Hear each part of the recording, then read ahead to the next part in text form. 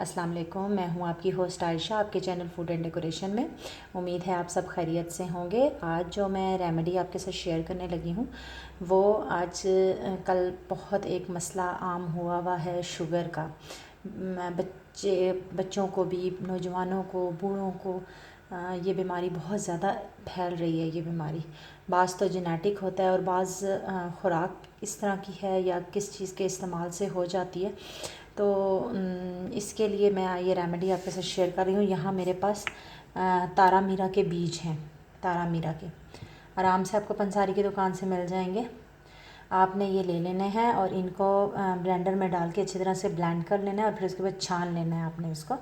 पहले इसको अच्छी तरह से साफ़ करना है, फिर इसको ब्लेंडर में डाल के अच्छी तरह से ब्लेंड कर लें। और फिर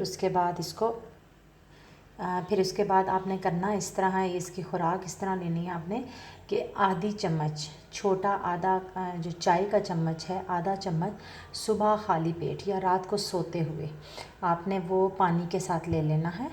और इसके इस्तेमाल से विदिन 1 मंथ आपकी शुगर कंट्रोल हो जाती है।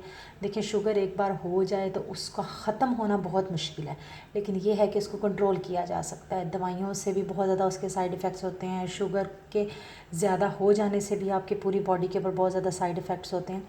तो ये आपकी जो शुगर होती है उसको कंट्रोल करने में बहुत मदद करता है।